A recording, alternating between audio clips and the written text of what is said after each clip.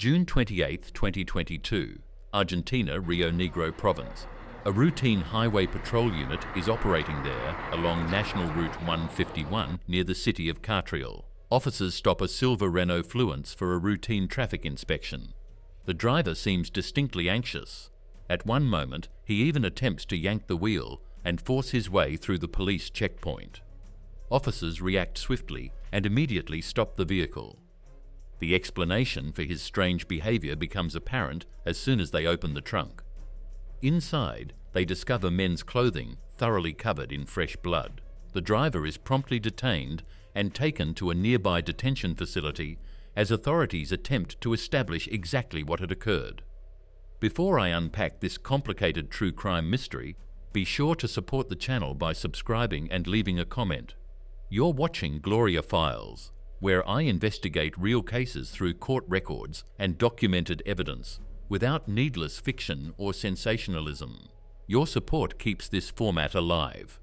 Meanwhile, as the detained man remains at the station and refuses to respond to questions, an urgent missing person report arrives.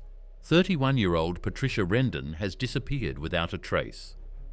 Investigators soon learn that the silver Renault involved in the traffic stop is registered to Patricia. Detectives immediately obtain her cell phone records to establish where she spent her final known hours and where she might have been going, and that is when the cellular network returns a seemingly impossible result to investigators. The location data indicates that Patricia's phone is presently inside the police station itself. How could the phone belonging to a missing woman be inside the exact building where the detained driver is being held? That inconsistency becomes the beginning of an investigation where digital evidence uncovers much more than conventional interviews ever could. The case demonstrates how what initially looked like a routine disappearance became, within hours, a profoundly disturbing mystery. Let's begin with the known facts here. 10 years before the traffic stop, these people's lives had taken a relatively ordinary course. In 2012, a married couple moved from their hometown of Santa Cruz de la Sierra, Bolivia, to Argentina. Patricia and her husband, Fernando, who was 12 years older than her, made their home in Catriel, seeking better financial prospects and a more secure future. Soon after relocating, their daughter Pilar was born, and that marked the point when their lives started heading in entirely separate directions. Patricia adjusted rapidly to her new surroundings and opened her own clothing boutique. She ran the entire business herself, frequently traveling to Buenos Aires to buy wholesale inventory and steadily developing a genuinely successful enterprise. As the years passed, she gradually built complete financial independence for herself. Fernando's circumstances unfolded quite differently. He started out as a welder, yet before long he began losing security in both his career and personal life.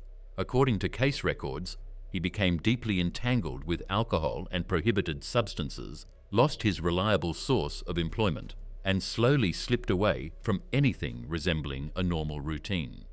Notice how rapidly one person's financial downfall and personal difficulties can develop into outright aggression. Fernando's dependency problems and Patricia's increasing success ultimately drove the circumstances toward a serious breaking point. By 2019, Fernando had progressed from verbal disputes to physical aggression. Patricia would no longer tolerate the situation and formally submitted 2 separate police reports describing incidents of domestic abuse. The local court system acted without delay. A judge ordered Fernando to collect his possessions and vacate the family residence that same day. The court also issued a protective order barring him from approaching Patricia within approximately 1/3 of a mile under any circumstances. He was further required to participate in counseling sessions with a licensed behavioral health specialist. Initially, it appeared that the legal system had resolved the situation. The necessary documents were signed. The court restrictions were formally put into place, yet, after some time, something occurred that investigators repeatedly encounter in cases that eventually take a devastating turn. Patricia chose to compromise for her daughter Pilar's sake. She willingly permitted Fernando to return to the house. Her thinking was straightforward. She wanted Pilar's father to stay involved in her life, while hoping that, within a structured setting, he could eventually overcome his dependence on prohibited substances. However, there was one crucial detail that investigators needed to understand. By then, their marriage had ended, both legally and emotionally. They occupied the same home solely as Pilar's parents, rather than as husband and wife. By then, both were living entirely separate personal lives outside that shared parental arrangement. Meanwhile, as Fernando continued gradually falling apart under the burden of alcohol and prohibited substances in a room down the hall, Patricia was getting ready for the next major chapter of her life, one she believed would finally create lasting distance between him and herself. 16 months before the highway incident, an entirely fresh source of motivation entered Patricia's life. On February 14, 2021, while on a business trip to Buenos Aires to buy inventory for her clothing boutique, she was eating breakfast at her hotel restaurant.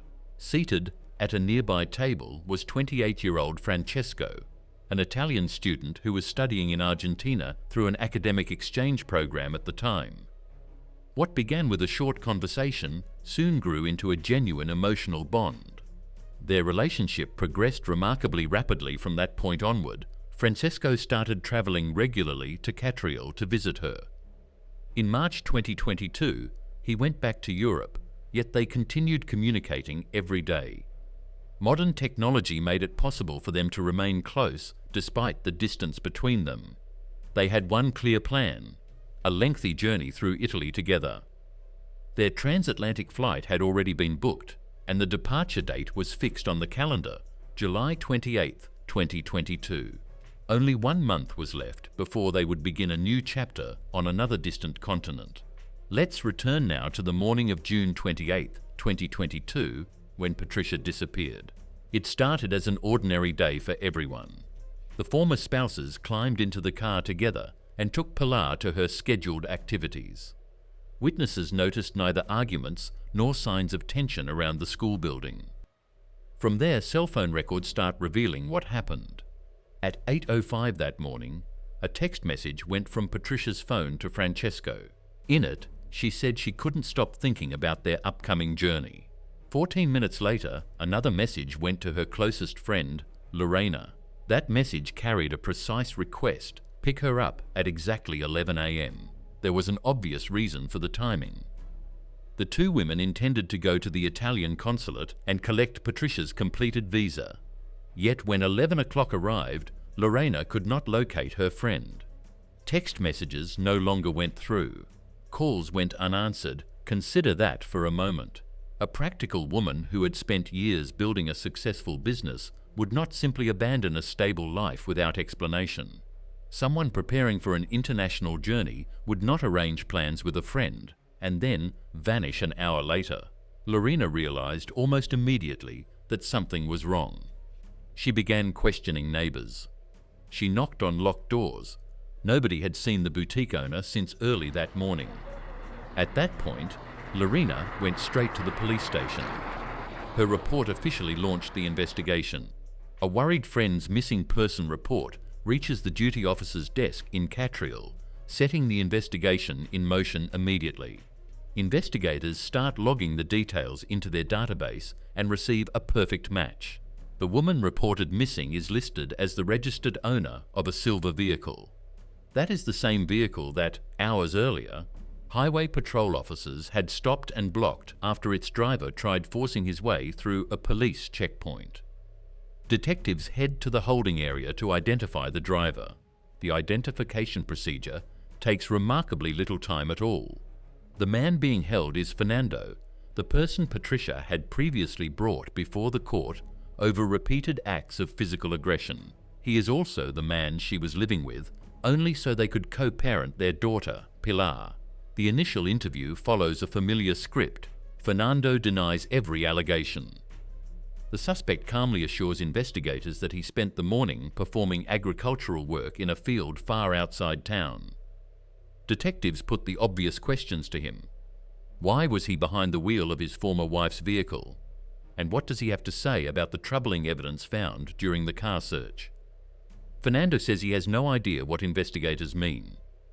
He continues portraying himself as simply an unlucky person swept into a traffic stop. Most striking to investigators is his extraordinary control of his emotions throughout the encounter. Even when faced with serious evidence, he shows no panic. He doesn't ask for an attorney. Throughout the exchange, he stays calm and collected.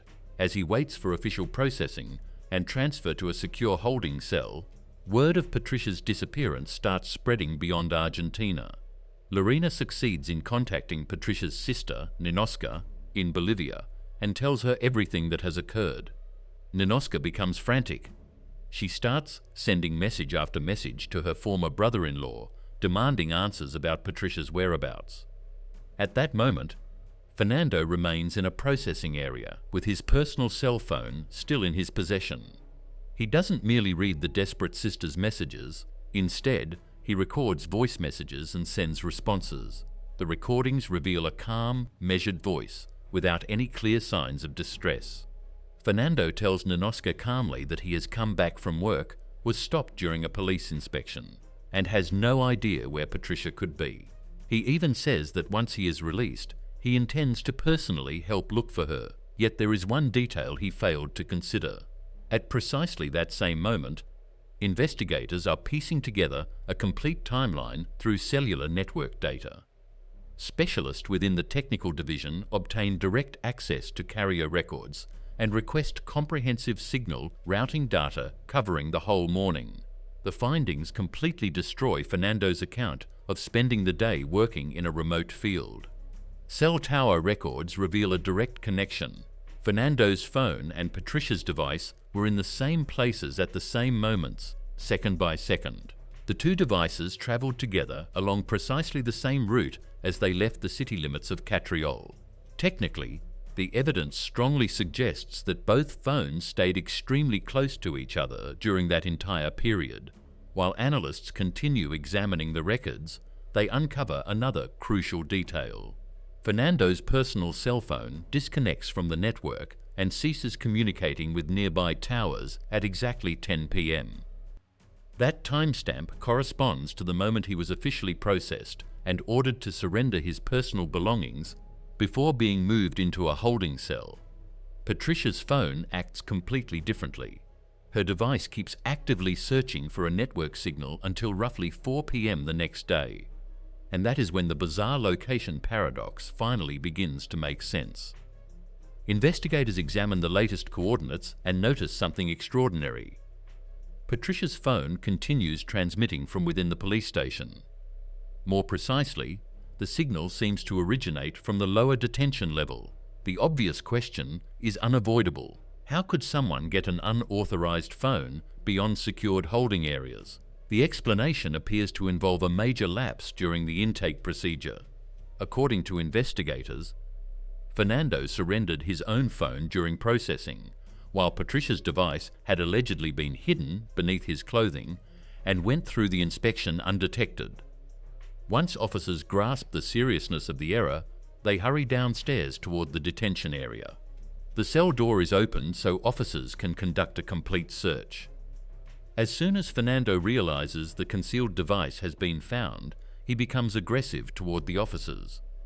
During the ensuing struggle, he removes the concealed phone, believed to belong to Patricia, forcefully hurls it onto the floor, then repeatedly stomps on it in what appears to be an effort to destroy the device before investigators can inspect its contents. He crushes the phone's screen into fragments, trying to damage the memory components inside. His objective is simple: stem the call history permanently. That sudden display of aggression gives prosecutors significant leverage against him. Destroying another person's phone directly in front of correctional officers completely alters the situation. By now, Fernando is no longer regarded as a suspicious driver detained during a highway inspection. He has become the primary suspect accused of intentionally destroying vital evidence while under custody. District Prosecutor Gustavo Herrera immediately joins the questioning. The atmosphere of the interview shifts immediately. Investigators carefully lay out everything they've collected during the previous 24 hours. Cell tower records revealing coordinated phone movements, the broken remains of the phone retrieved from the holding area, and court records taken from archived files, including protective orders issued years earlier following earlier incidents of aggression. The evidence is becoming impossible to dismiss. There are simply too many details for Fernando to keep portraying himself as an innocent victim of circumstances. His account of spending the day working in a remote field finally crumbles beneath the evidence. Confronted with overwhelming evidence, Fernando eventually gives way. He makes a direct confession. Even more importantly, he agrees to lead investigators and personally show them the place where Patricia can be located. Late on the night of June 30th, a convoy of police vehicles heads out through the station gates. Fernando sits in the back seat under close guard. From that point, he gives the directions himself. The convoy leaves Catriel behind and travels for a long time through total darkness. The vehicles cover approximately 50 miles from the city. Eventually, they turn toward Route 57, where the familiar paved surroundings disappear into remote terrain rarely encountered by ordinary travelers. Consider how rapidly this man's carefully built image disintegrated under the pressure of objective evidence. Just one day earlier, that same concerned former husband had been calmly recording reassuring voice messages for Patricia's sister in Bolivia. Now he sits quietly in the darkness, deliberately calling out each turn as the convoy travels farther into the isolated landscape. Ultimately, the digital trail established through cellular network records destroyed the basis of the alibi he had appeared so confident about only hours earlier. Following Fernando's directions, the convoy eventually stops beside the roadside. Beyond that point, the vehicles are unable to continue. The search team takes powerful flashlights and equipment, then steps away from the roadway and proceeds on foot into the isolated terrain. They move through approximately 500 feet of thick, thorn-covered brush. This is an extraordinarily secluded location. Investigators soon understand that whoever selected this place knew the area in advance. It is not somewhere a person would simply encounter while taking an ordinary walk. At one particular spot within the dense vegetation, Fernando stops. Without uttering anything, he gestures toward the ground. Forensic specialists immediately see that the soil appears disturbed. A meticulous excavation gets underway. Within a shallow, hurriedly dug grave, investigators find Patricia Rendon. The preliminary examination beneath portable floodlights leaves virtually no doubt. Patricia is dead, and the injuries recorded at the scene plainly point to criminal involvement. Yet finding the victim represents only one part of the case. To obtain a conviction in court, investigators must still reconstruct that morning's events accurately and establish precisely what occurred after Pilar was safely taken to school. To see the complete picture, let's return to the morning of June 28th. Several hours before the silver Renault was pulled over on the highway, tailed forensic evidence and a thorough examination of the residence enabled investigators to reconstruct the timeline almost minute by minute. According to the case file, Patricia and Fernando went back home after taking Pilar to school. Investigators verified that Patricia intended to visit the consulate later that day. Her planned move to Italy, her intention to reunite with another man, and the possibility of finally ending this chapter of her life appear to have created significant tension. At some point after they returned home, an argument erupted. Based on forensic evidence presented in court, Fernando allegedly seized a heavy blunt object. Medical experts later recorded multiple injuries. However, investigators determined that a single strike to the back of the head was fatal. From that point onward, the evidence indicates that the day's events took a dramatic, irreversible direction. Patricia dies at the scene. Consider for a moment what the person responsible does next. After killing the mother of his only daughter, he doesn't panic or become immobilized. Nor does he try to call for assistance. Instead, he enters the kitchen and takes an ordinary roll of plastic wrap. Investigators say he carefully covered the victim's head in an attempt to restrict the transfer of forensic evidence and lessen the likelihood of leaving biological traces inside the vehicle while transporting the body. Yet the most disturbing finding emerged later during the medical examination. For some time, investigators assumed Patricia had personally sent those text messages at around 8 that morning. Then forensic specialists discovered a disturbing detail. One of Patricia's thumbs was missing. Prosecutors claimed Fernando had deliberately removed it. Such a degree of preparation is rarely encountered. Why would anyone do that? The explanation is connected to the technology. Patricia's phone relied on biometric security. Investigators believe her thumb was used to defeat the phone's security system, unlock the device, enter messaging applications, and send messages that appeared to have been written by Patricia herself. According to prosecutors, the purpose was to make it seem as though she remained active, postpone concern among friends and family, and buy several extra hours before anyone discovered that something was wrong. Once those digital alterations were finished, investigators say he took the body out of the house and placed it inside the vehicle. Then, trying to preserve the impression of an ordinary day, he went to collect Pilar from school with an acquaintance beside him. That detail is particularly difficult for investigators and prosecutors to overlook. According to evidence presented before the court, he continued his usual activities while knowing exactly what had already happened. After Fernando understood that his confession, together with the discovery of Patricia's body, could expose him to the harshest possible legal consequences, he abruptly changed his approach.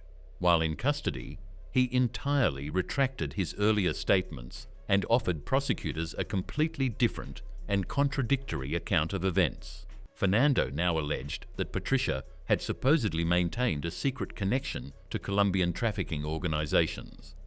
Under this new account, unidentified armed men abducted her shortly after the school drop-off that morning and demanded 5 million Argentine pesos, approximately $16,000, as a ransom payment. Fernando said he managed to collect only about 1/5 of the demanded sum and handed the money over at a designated meeting location nearby. He claimed the abductors became furious about the unpaid balance, committed a crime against Patricia in front of him, put her body inside the Renault's trunk, and then compelled him at gunpoint to dispose of evidence. Under this revised version, that supposedly explained why he looked so nervous when highway patrol officers stopped him on the road. Take a moment and compare these facts carefully for yourself. Trafficking organizations would not use plastic wrap from a suspect's kitchen to carefully cover a victim during transport.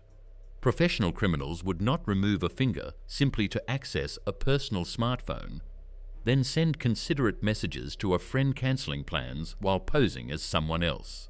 That hastily assembled explanation only deepened Fernando's predicament even further in the eyes of investigators. To the jury, it revealed an utter absence of remorse and a desperate effort to escape responsibility by any means necessary. The trial formally ended in September 2023. After carefully examining the cellular records, highway surveillance footage, forensic testimony, and the defense's ransom account, the jury reached a unanimous verdict. Fernando was found guilty and given the maximum punishment permitted by law, life imprisonment without the possibility of parole. Yet, in many respects, the final chapter of this entire case had already been written well before the sentence was announced publicly. On July 6, 2022, Patricia's remains were carried on a specially arranged flight to her hometown of Santa Cruz de la Sierra, Bolivia. There, her family could finally gather and say goodbye. The most devastating consequence of the crime was the future that now awaited Pilar. Within a single morning, she lost her mother, while her father faced spending the rest of his life behind bars. After the legal proceedings, social services and family court officials made all the required arrangements so Pilar could safely relocate to Bolivia and live with her aunt, Ninoska, who stepped forward to look after her. At that point, the review of the official case records comes to an end. So what lessons can reasonably be drawn from cases like this? One recurring issue is that protective orders may exist on paper, yet fail to offer meaningful protection in real life. A court order can set boundaries. It can impose serious legal consequences in the end. Every case leaves questions behind. What's your verdict? If you enjoyed this investigation, like the video and subscribe to Crime Scene Files for more true crime stories.